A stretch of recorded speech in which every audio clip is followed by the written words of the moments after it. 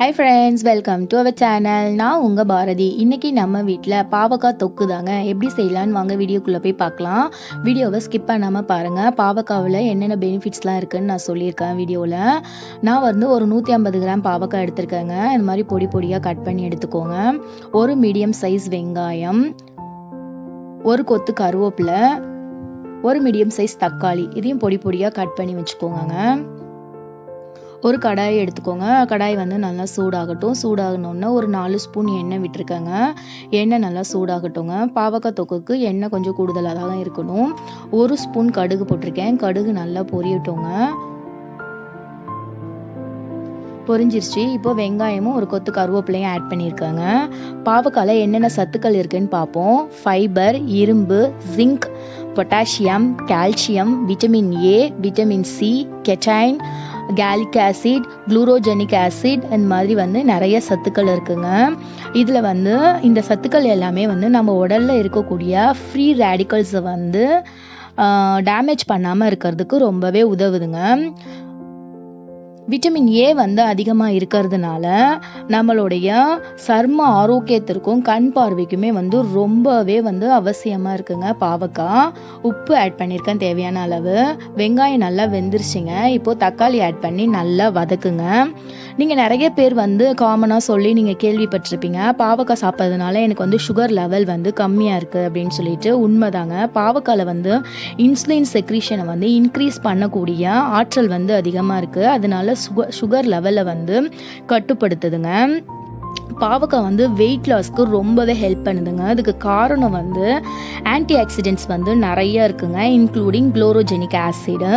ரத்தத்தில் இருக்கக்கூடிய பேட் கொலஸ்ட்ரால்னு சொல்லக்கூடிய எல்டிஎல் கொலஸ்ட்ரால், இந்த மாதிரியான பேட் கொலஸ்ட்ரால்ஸை கம்மி பண்ணி உடம்புல நல்ல கொலஸ்ட்ராலோடைய ஹெச்டிஎல்னு சொல்லக்கூடிய நல்ல கொலஸ்ட்ராலின் அளவை அதிகரிக்குதுங்க. இப்போ 1 ஸ்பூன் மிளகாய் தூள் போட்டிருக்கேன். மிளகாய் தூளும் நல்லா எண்ணெயிலேயே நல்லா வதங்கட்டும். அடுப்பை சிம்மில் வச்சுக்கோங்க. பச்சை வாசனை போற அளவுக்கு நல்லா வதக்கணுங்க. வயிற்றுல இருக்கக்கூடிய புழுக்கள் எல்லாமே நீக்கிறதுக்கு பாவக்காய் ரொம்பவே யூஸ்ஃபுல்லாக இருக்குங்க. அது மட்டும் இல்லாமல் அல்சர் இருந்ததுன்னா அல்சரையும் இது குணப்படுத்துது.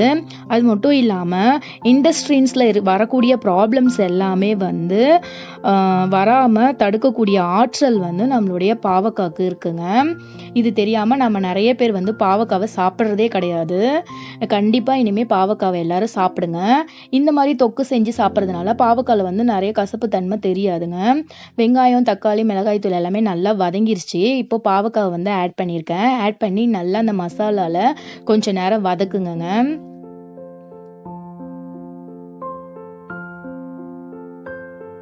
பாவக்காய் கசக்குதுன்ற ஒரே ஒரு காரணத்தினால நம்ம நிறைய பேர் சாப்பிட மாட்டேங்கிறோம்.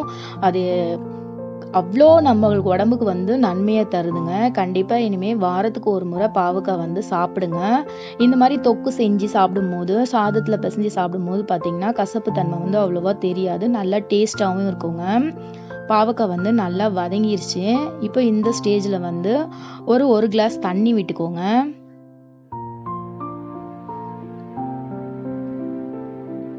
தண்ணி விட்டு ஒரு 10 நிமிஷம் நல்லா வேக விடுவோம் மூடி போட்டு.